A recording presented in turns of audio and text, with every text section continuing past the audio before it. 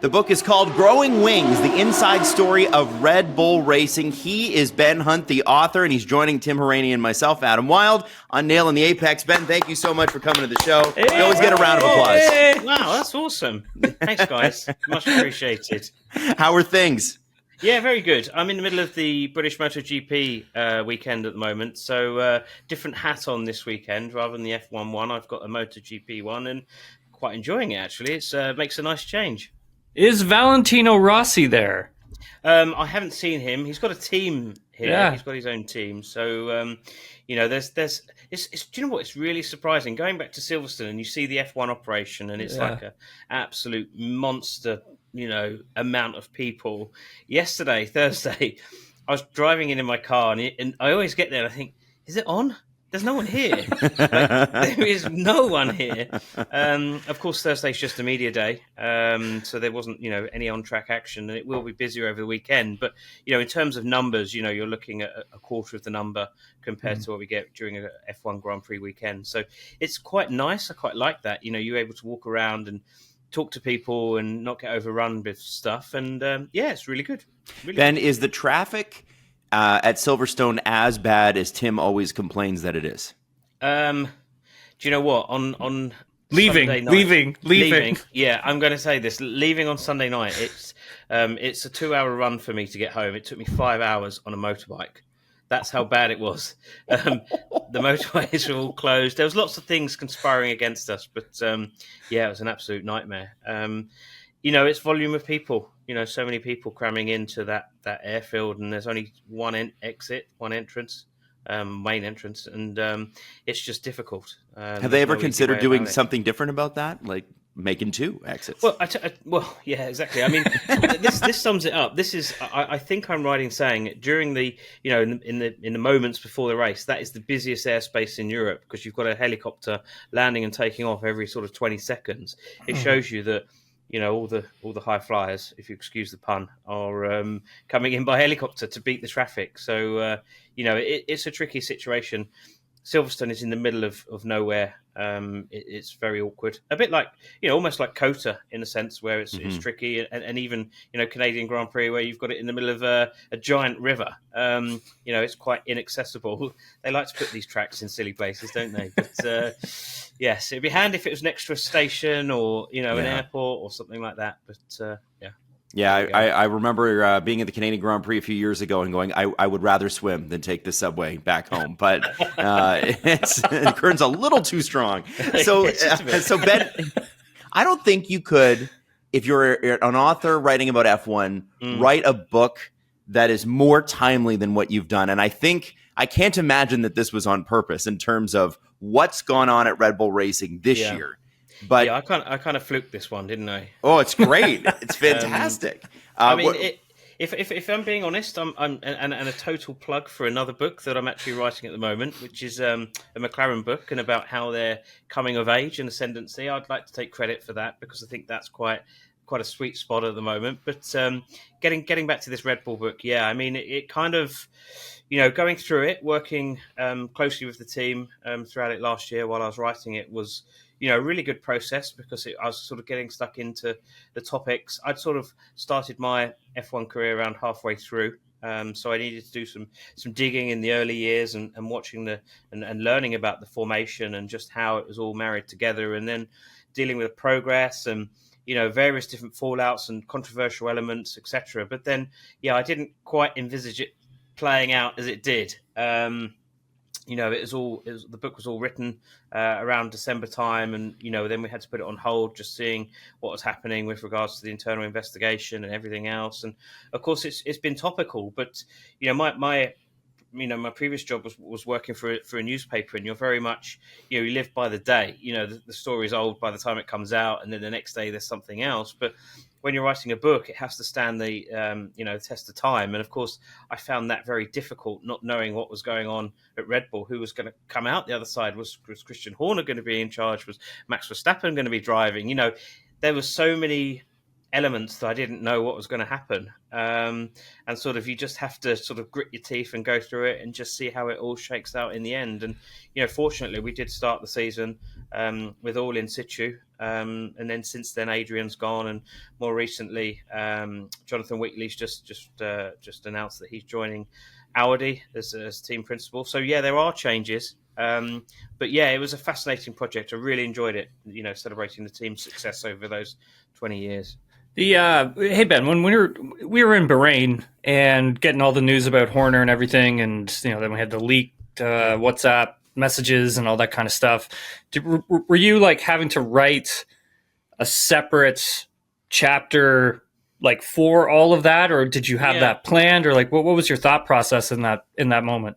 I was a little bit concerned as to what would happen because you don't know what was going to. We didn't really know too much about we still don't know too much about the internal complaint and the process. That still remains very much within Red Bull's domain. So yeah, I was kind of mindful that I'd worked hard, with the team and with Christian on this book, and just not knowing what Red Bull's decision was going to be at the end of it. When I say Red Bull, I mean Red Bull Austria as opposed to Red Bull Racing. It's quite important that there was a distinction between the two. Red Bull controlling the team, and then obviously Red Bull Racing as the separate entity. So yes, I was a little bit, scratching my head. What happens now? This book should have all been on its way to the printers, and we're not knowing if the guy who at the front of the book is the team principal is going to be the team principal when it comes out. And it's not just me. I mean, Gunther Steiner's had that book, hasn't he? That did very well, and then he signed a second one. Of which I would imagine it had all been written and signed off. And of course, then he got the news in January that he wouldn't be leading that team. And, you have to respond. And I think that's kind of where my strength is as a journalist, and being able to respond to breaking news. And all of a sudden, this book, rather than becoming a reflection of the 20-year history, it was kind of, that had all been written. It was like, how do I respond now? And, we've got a chapter towards the back where, I kind of explained that the turmoil in a it's kind of a half a chapter, but it was kind of explaining everything that I was going through as well as the team, and just reporting what happened to try and bring it up to date. But there does obviously become a cut-off point, and eventually we got to it. And yeah, the book was printed, and as I say, nothing's really changed except for Adrian Newey going and Jonathan Wheatley going, which I'm sure we'll get on to. Yeah, well, I think to start us off here, you get little bits and pieces in other works about what Red Bull is and was, right? Obviously, famously, the Mark Webber book, Adrian Newey's book. And from, what I could gather, Red Bull were an upstart party team to start. They eventually become a team of fractious infighting and power struggles, but we can get to that. Talk about, if you can, Ben, the first years of Red Bull in Formula One. How do they get in? Because I know it starts with sponsorship deals. And when do they decide, okay, you know what? Dietrich Mateschitz goes, you know what? We should do teams. Okay, now we should do two. Yeah, that's kind of it. Yeah, it started with sponsorship deals. Kimi Räikkönen was one of the first drivers to take the Red Bull sponsorship, and they were looking at doing a few other Austrian drivers as well. In fact, they did.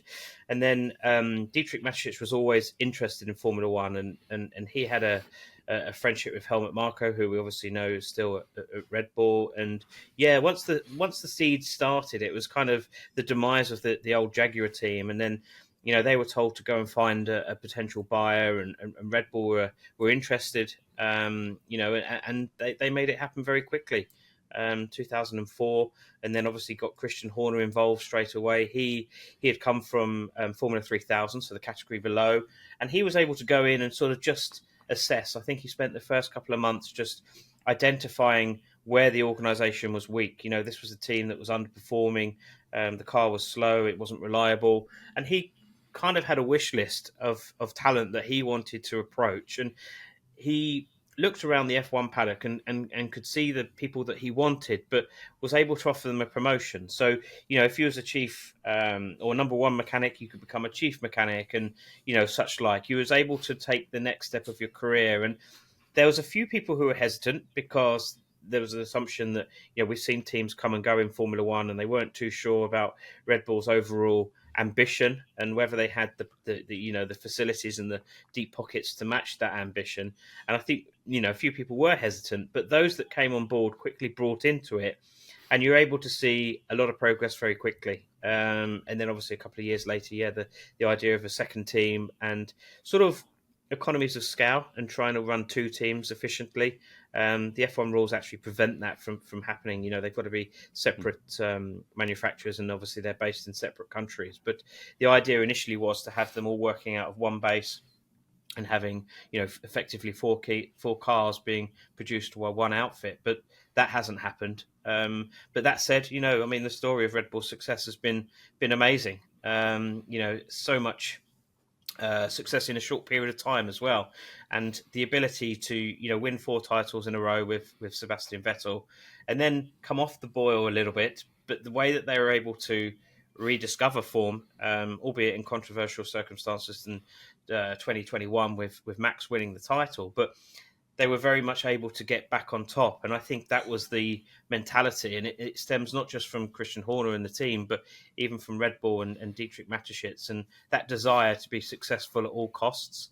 And even when you're not winning, to still think of yourselves as a team that is winning and maintaining that pressure. And I think that's where it's been interesting to watch Mercedes, how since they've lost the title, how they've responded. They've really struggled initially to find form, to keep morale and to keep pushing in the right direction. And it's been very difficult for the drivers to keep picking up the pieces. We're only now seeing them come out the other side, with wins for George and Lewis. But it's definitely been a hard process for them. And I think the Red Bull side is that they've always had that mentality, even when they're not winning. I was going to ask you, Ben, just about, you were working at your other, at the other newspaper, obviously, when you were writing all of this, and obviously having to work with Christian Horner in some capacity, not only just for writing of the book, but also for, keeping up with the news. I mean, how did you keep that relationship where you needed it to be, so you weren't overstepping, but you weren't not doing your other job? Yeah, it's tricky, isn't it? Being a journalist with one hand, and you've got to be holding people to account, and then you're trying to work with them on a reflective review on the success of the team, and flipping and flopping between the two discussions. It is tricky, but I think that's my strength, in the sense that I'm quite honest and open, and my line of questioning is always, I'm not hiding behind my questions. It's quite clear if I'm asking something, it's in a pointed manner. And then obviously when I was talking to him from the book point of view, it was very obvious that it was a historical look. So I think for me, it's being open and honest and chatting to the individuals and making sure they're 100% clear as to what organisation I'm working for, whether it be the book or whether it be a newspaper, and them understanding that their responses are according to the publication that I'm working for. So yeah, just being open and honest and totally transparent really was the key. Ben, I think a lot of people don't question why Red Bull has a team or its existence in the sport. It made sense pre-crash 2008, 2009 for BMW, Toyota, Ford when they were Jag, all of these, Ferrari, obviously, for these teams to be in the sport. And then there were the family name teams, McLaren loosely, Williams for sure, Minardi were one of them, and so many others that had come in, fallen off. Jordan is another one that comes to mind. What is their reason for existing in the sport? Because they're such a huge name. I don't think anybody really stops to think about what's the benefit for Red Bull Global. Yeah, I mean, it was initially exposure, wasn't it? A branding exercise. You see that Red Bull have now rolled this out across multiple sports. I think I put in the book, I can't remember the number, but how many athletes they have now. Something like 160, maybe more. I mean, a hell of a lot of athletes on their board. And it's all about brand exposure. And of course, that's how it started. But then when you have success, it's kind of now a separate entity. The team makes money. Both teams make money, and part of Formula One in its current era and the cost cap era means that it's easier for teams to be profitable, and that's exactly where Red Bull finds itself. Title partner like Oracle brings in so much money, and all the other logos on the car, it all adds up, and they kind of are self-sufficient now. They don't actually need the money from Red Bull because they're able to keep going themselves. And I think that's been the goal, to get to that point, and just to see the team functioning on its own is quite incredible. And I guess, we don't want to give too much away of the book, but I think one of the dynamics of Red Bull that I think has always gone on behind the scenes, Mark Webber alludes to this in his book. Actually, he doesn't allude to it; he goes right at it. He, in typical Mark Webber fashion, it's one of my favorite books outside, within Formula One is Mark Webber's book and his insights into that. There is a weird relationship, and if you weren't previously aware of it, you are now, between Helmut Marko and Christian Horner, because Helmut Marko is not a part of the Formula One team.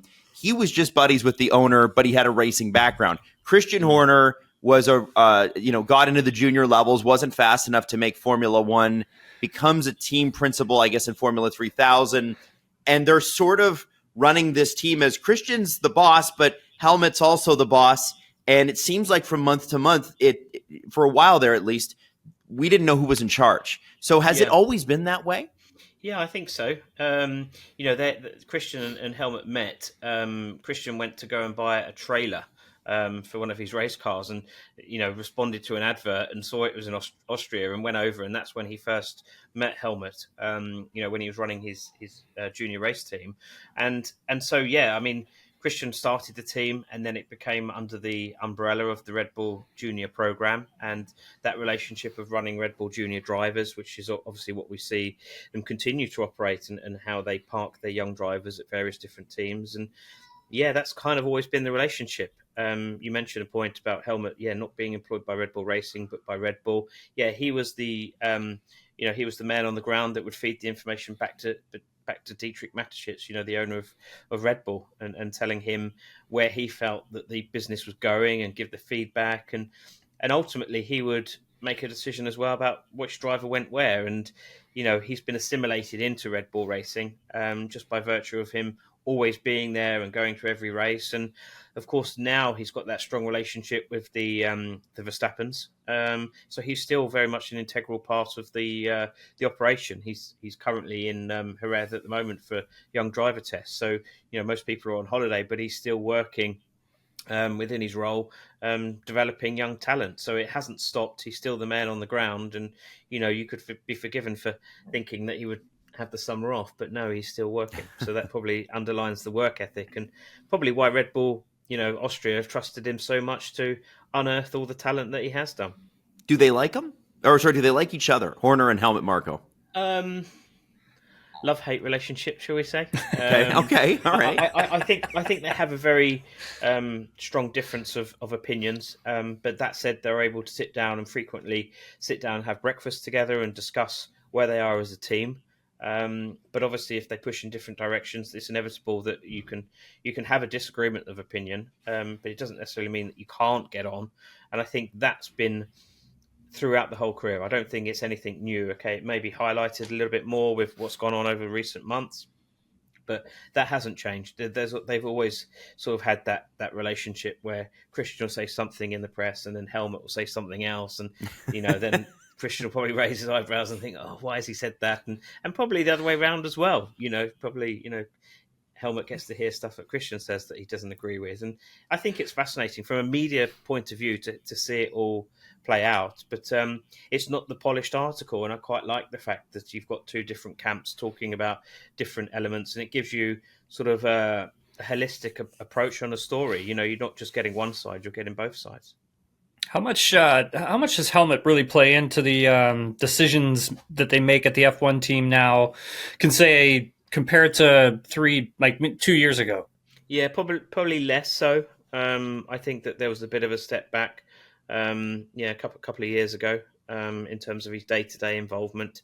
But that said, over the last couple of months, he's kind of forged a strong ally in Max and Max's dad. So that's kind of, by doing so, has kind of made him more important and relevant to the Red Bull machine as it is at the moment. But previously, yeah, I don't want to say marginalised because that's not right, but he Mhm. had been sort of not as instrumental, partly because they haven't needed him and his Mm. input. And we haven't seen young drivers really come through that system. It's been since Liam Lawson, and I know he's waiting to come through, but there's a little bit of a gap in that talent at the moment, it seems, and probably accounts why this discussion with Sergio Perez and Daniel Ricciardo's future is all up in the air. And I think Helmut hasn't been as much involved in that for whatever reason.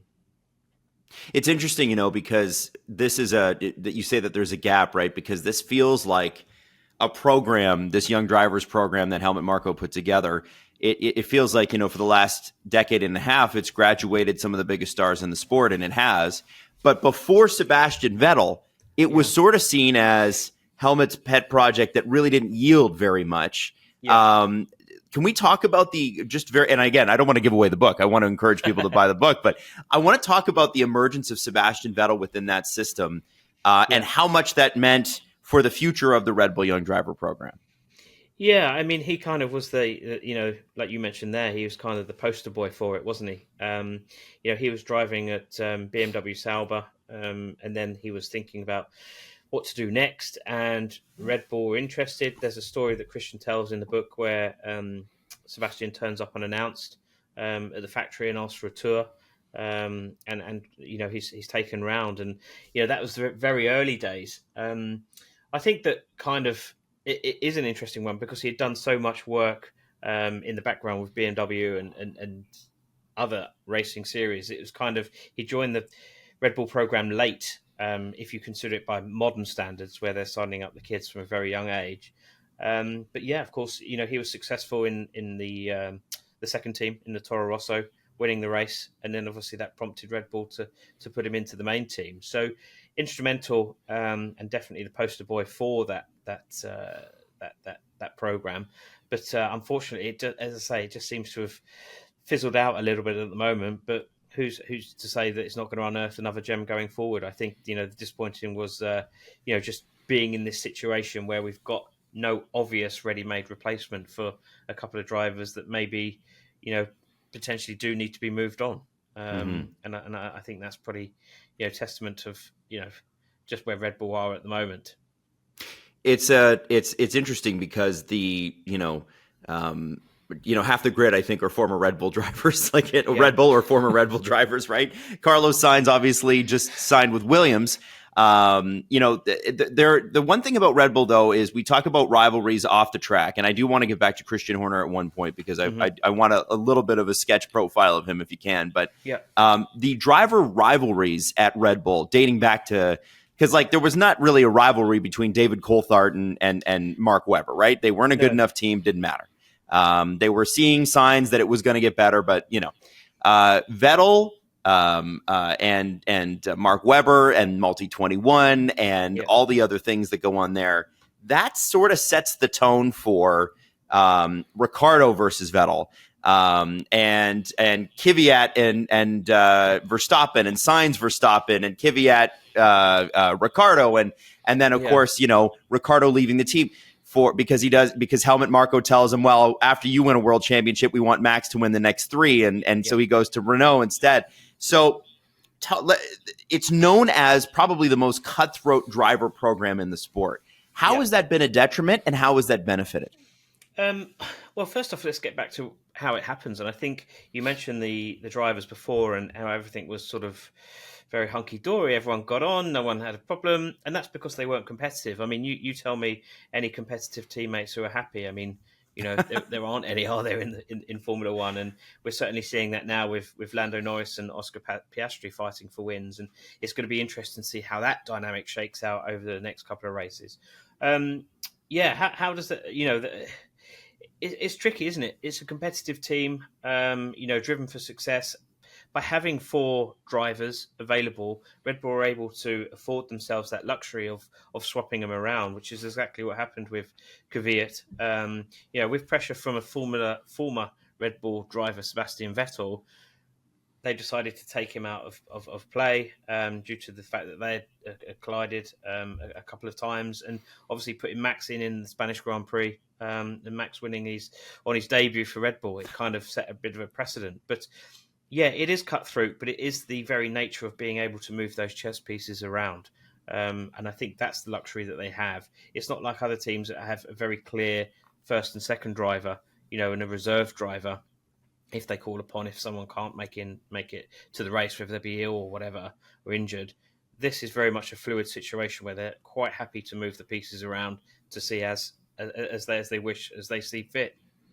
And that probably leads to that cutthroat environment, and they're not afraid to make decisions. That said, they haven't made any this summer when everyone was anticipating that they would. So maybe they're changing. Maybe they're becoming more of a traditional Formula One team and sticking the faith in the number one and number two drivers. But we'll see. We'll see what happens. What do you think about that change? That non-change? Yeah. Well, I thought it was coming. I'm all ready to see this change. I thought they were going to swap stuff around. I think Red Bull obviously offering the contract to Sergio Perez in the hope of persuading him and taking the pressure off. And then, if anything, his performances got worse.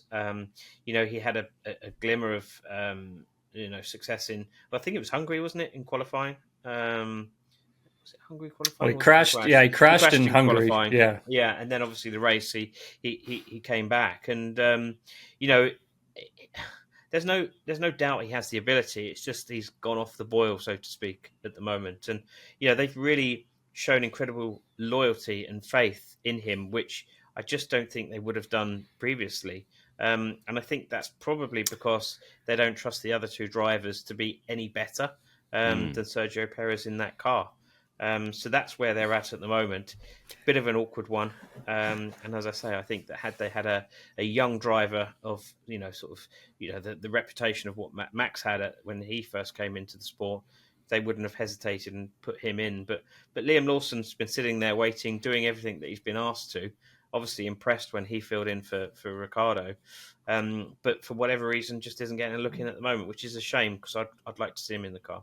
So last Monday, we're all sitting around thinking that Sergio's going to be replaced at the team, like a lot of us were. He was the only person saying otherwise, wasn't he? I mean, yeah, exactly. Kind of, I wrote a piece on Autosport saying, he's like that. The meme with the dog and the that's very off piste, but there's a dog in a hat and the whole room's on fire, right?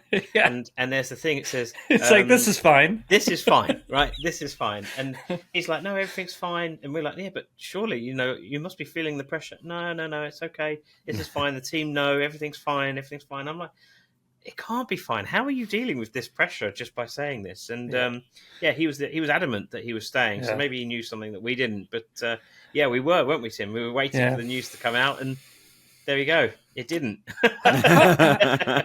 How much do you think Carlos Slim got involved in any of those discussions? Because he is a pretty big backer of Sergio's, isn't he?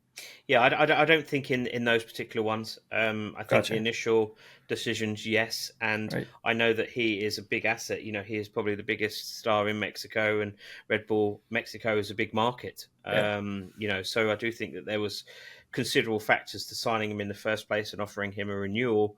But I don't think any of those factors came into play this time around. I think it was more of a case of team looking, analysing and thinking, if we make a change and the next person in isn't any better, then we've just toasted his career. And, I think he's 34, something like that. But it's not a good look, is it, being able to sort of put him in and do such a thing. So, they're putting a lot of faith in him. Yeah.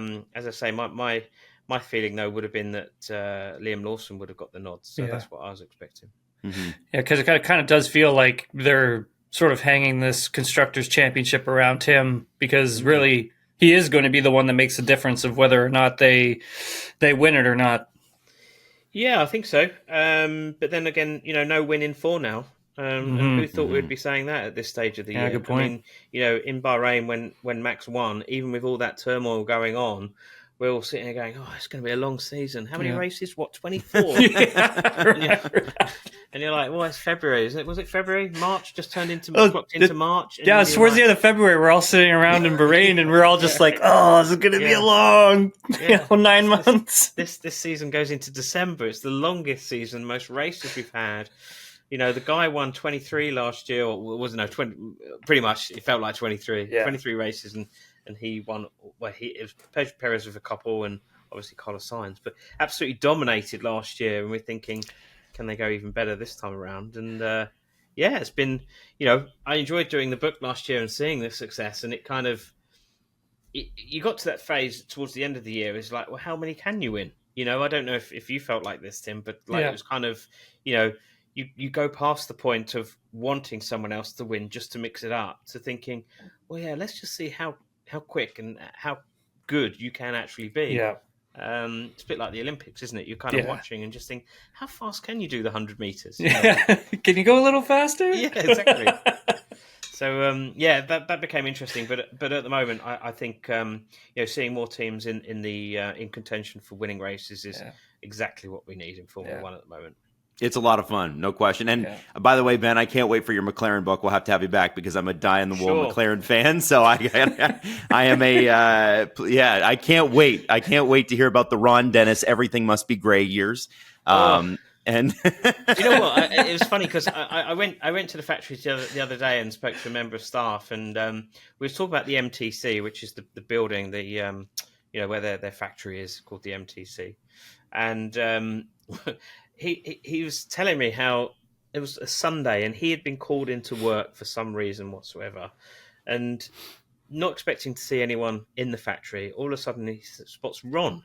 And Ron's going around with a torch and he's like underneath the building and he's ensuring that all the wires and all the pipes underneath the MTC, stuff that no one's ever going to see, just to make sure they're all straight and make sure everything's like perfect. Because he's got this massive OCD issue. That's awesome. So all the plumbing, all the electric cables, everything is perfect in line. There's none of this wobbly wiring or anything, and it was quite interesting, quite eye-opener, and to seeing just how much work and how much Ron is in that building and still in that building. That's amazing.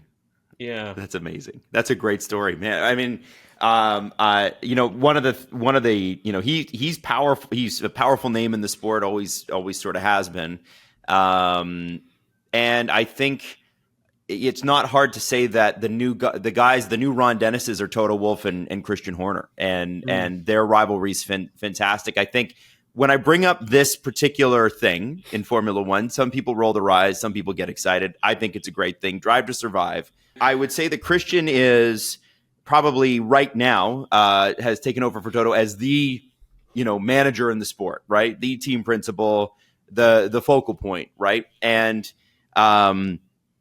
it starts, I think, and his profile starts to ascend in the same way that Gunther Steiner's does in Drive to Survive Season 1. And all the big teams, with the exception of Red Bull, said, no, we're not doing that. Christian says, no, we're doing it. Absolutely, we're going to do it. And they're going to base it around Daniel Ricciardo. I mean, Max Verstappen barely gets a mention in that season. It's all about Daniel and his driver decision and Christian managing the team.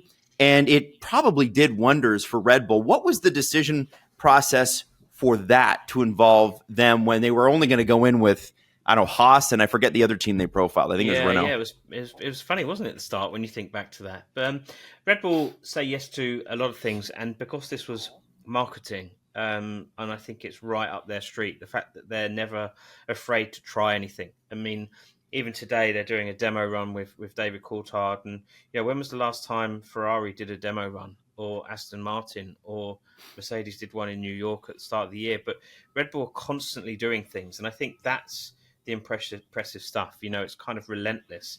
At Goodwood, they did a big 20th anniversary celebration. They had all the drivers there, all the cars there. It was a really good event, and they understand the benefit of marketing, probably better than any other team, I would say. And yeah, with the actual profiling of Daniel, he really loves it, doesn't he? And it's quite interesting. You mentioned Christian and Daniel because they have created characters for themselves, haven't they? Daniel's always laughing and happy-go-lucky. Even when things are going wrong, he's laughing. And Christian's become this baddie. You kind of love to hate baddie and kind of just poking Toto every now and again. And it's made some wonderful TV moments, which we've all laughed about. And Gunther Steiner, yeah, he's kind of like the pantomime aspect, isn't he? He's kind of just sweary and, makes everyone chuckle. So, I think it is kind of interesting how they've created these characters, and then also acting and living into these personas. And there's various different elements. When Christian and Toto have arguments, I think that a lot of it is kind of embellished because the TV cameras are there. I don't think had Drive to Survive cameras been present in those meetings, they wouldn't have acted in the same way. So they're kind of acting up to these characters that they've created for themselves. But it's been a big success, obviously, from a show point of view, but also from F1's point of view, it's kind of changed the demographic and, the people coming to races. I was talking about this earlier on. I always use the Hungarian Grand Prix as an example with this, and sort of pre-COVID, it was kind of middle-aged men like myself going along wearing old Williams tops, a lot of people from Finland cheering on Kimi Räikkönen, and then post-COVID, it's like everyone's sort of about 30 years younger. They're all wearing team kit, brand new team kit, and holding signs and all that sort of stuff. And it's night and day difference from the people who were going to races and who currently are coming to races. And it's refreshing. It's what other sports are desperate to do. Look at golf. They're desperate to attract a new, younger, diverse fan base. They can't do it, but Formula One have done it. And of course, they've tried to, and tennis, they've tried to replicate it with their own TV shows, but just without the same success that Formula One has. And that's why I don't roll my eyes with Drive to Survive. I actually quite embrace what's happened. I don't enjoy the prospect of having every conversation I have recorded or myself being put on TV and not knowing until it actually comes out, which is what happened in the first season. And I got quite a lot of stick on Twitter for just doing my job. Tim's had that too. Say again? Yeah. Tim's been on it too. It's for like 2 seconds. I didn't even ask a question, but you made it. Made the cut. That's the main thing. Yeah. Hey, one race is better than no races. That's all I'm saying. We had our whole podcast with Zach Brown recorded last year in Austin, and it was fun working with the crew. Like they do a really good job. You don't really know they're there. Like, and there's the problem, Tim. There is the problem, because you could be discussing a line or what's said or what you did last night. Yeah. And you all of a sudden you're aware of this boom mic. Yeah, just there. And you're like, yeah. What did I say? Did I say anything bad? Yeah. Was I talking about last night? Am I going to look silly over something? And you have to think about what you said. And but yeah, I mean, it's kind of an interesting record everything, isn't it? That's what they do. They go around and record everything and edit it in a way. But I remember I was talking to Otmar in the paddock in Texas last year, and I can't remember what we were talking about. We were talking about something, and then all of a sudden you see this like boom mic like come in, and then I'm just kind of like, whoop. I like stopped talking immediately. And then I was thinking like, oh no, what did I just say? I was like, oh my God. It's a nightmare, isn't it? What do you think, Ben, if we're sitting around the lunch table at the, with all those very expensive sandwiches that put Red Bull over the top of the cost cap, if we were sitting around the lunch table, just the three of us working at Red Bull F1 team, what do you think our reviews of Christian Horner as a boss would be? What does he like to work for? Right. I can kind of answer this, I think. He expects the most from his staff. There's quite a driven attitude. I mentioned it before about having that mentality of being well beaters, even when you're not well beaters. And so when I see staff, come back from flyaways, Canadian Grand Prix, they'll fly. This is actually true because I remember talking to Jonathan Wheatley about this, but it was an overnight flight. And we was all talking about what we're doing next and next couple of days. And it was like reconnecting with the family, et cetera, et cetera. He goes, oh no, I'll go back. I'm going to go straight home, go back, have a shower, drop my stuff. And then I'll go back into work, into the factory. You'd be like, what? You've been away. Like, surely you get some time at home. It's like, no, no, no. Like, it's kind of just expected that you just go back to work. You've flown back and then you're in the office, and that mentality just runs through the business. It's kind of, no, no, we've got to get ready for the next race. There's no stopping, and I think that's really interesting because Wheatley, Horner, very hands-on people in terms of expecting so much of their staff, but also turning up for work. They're in the factory all the time, and I don't think that's necessarily the case in other top teams. I don't know if Fred Vasseur's there every day. Toto Wolff can't be in Mercedes every day when he's living in Monaco. And, I think that for me, I'm kind of old school, and I just think that by having a team principal in the office sets a benchmark and an attitude for other people to follow. If the boss is in, I should be in. If he's still working, I should be working. I think that probably happens in the smaller teams. I think, we're seeing that in Haas. We definitely see it at Williams. And, that day-to-day management and being seen to be present in the office, working, going around the shop floor, talking to people, I think that's quite important. And I think staff do buy into that. And, consequently, we're going to work hard. We're going to definitely knuckle down. The boss is here. And I just think that feeds through the whole of the organisation. He expects so much of you, but that's because he's giving a lot himself. That's probably the best way that I would describe it. Okay. Fair? Do you think he's a fair manager? Yeah, I think so. I think that those that have been, with the team, for a long time. I mean, there's in all F1 teams, there's a high turnover of staff, and some departments are higher than others. But if you look at the technical team at Red Bull, they've all been there donkey's years. Jonathan Wheatley's been there. I can't remember. Was it 18 years? Yeah, 18 years. Yeah, It's a long time. Newey there from roughly the same. There's people still working on Max's car that were there before Christian arrived. Wow. There's a lot of long-serving employees there, and you don't get that at many teams. And go ahead. No, Tim. you go ahead. Well, I was gonna divert the conversation. I want to talk about Jonathan Wheatley, obviously. Same here. You take. I mean, that was big news that came out the other day, and I think it caught quite a few of us off guard as well. And Ben, there's been a lot of turnover at that team over the last few months, and it kind of just looks like you're taking a lot of the strongest assets that Red Bull Racing has, and they're walking out the door and they're going to other teams, which is going to make other teams strong as well. I mean, from an outsider looking in, I mean, it looks like that they're having trouble holding on to key staff. Yeah, it does, doesn't it?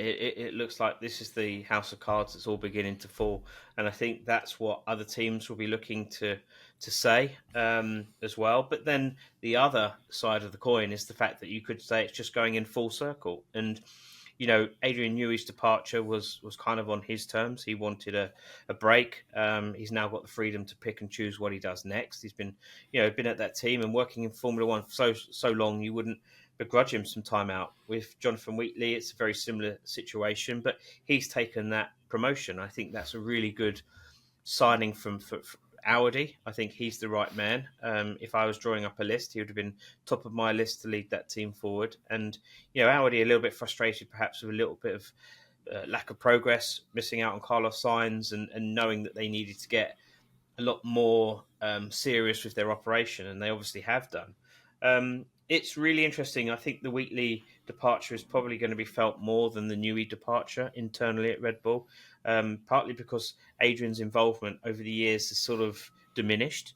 He was still very much involved and coming to races, but the whole design team had moved on a little bit. He was kind of the guy that would get the final approval on designs and say yes or no, we're going to persist in this route. But the actual work had been done by the sort of guys below him, if you know what I mean. Whereas with Wheatley's position, I mentioned it before, him flying back from Canada and going straight into the office. That was leading by example, and he was responsible for everything: logistics, team performance, pit stops where Red Bull are consistently the quickest, and investing in pit stops, whereas other teams hadn't done that. He kind of transform that team. And he was also the guy, remember Michael Massey and talking to him in 21 and putting the pressure on the FIA. He's a very influential figure within that team, but also the glue that brought everyone together. So all the engineers and the pit wall, he was kind of the guy in the middle that would pull all that together. And that's why I think that him going, and there's no, as far as I can see, no obvious replacement for him. And that's why I think it will have a greater impact on the team.